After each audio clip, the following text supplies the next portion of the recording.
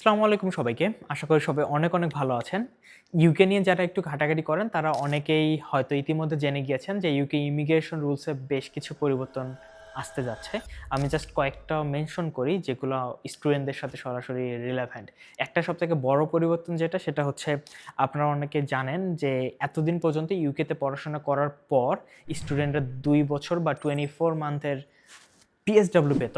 But এটা কমে গিয়ে ১.৫ বছর থেকে ১.৫ বছর বা ১৮ মাসের মতো হয়ে যাচ্ছে।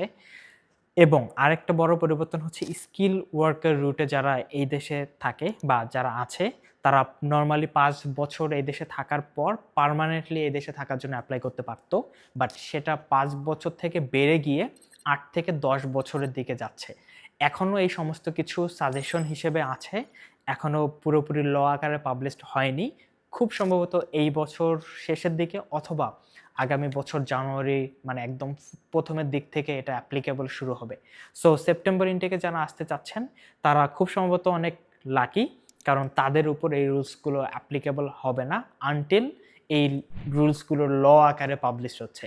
সো আপনারা যারা সেপ্টেম্বর ইনটেকের জন্য ইউকে চুজ করছেন আপনার হায়ার স্টাডির জন্য, তারা আমাদের সাথে যোগাযোগ করতে পারেন। আমরা চেষ্টা করব আপনার ইউকে যাত্রায় পাশে থাকতে। সো ভালো থাকুন, সুস্থ থাকুন। দেখা হবে অন্য কোনো ভিডিওতে। টাটা।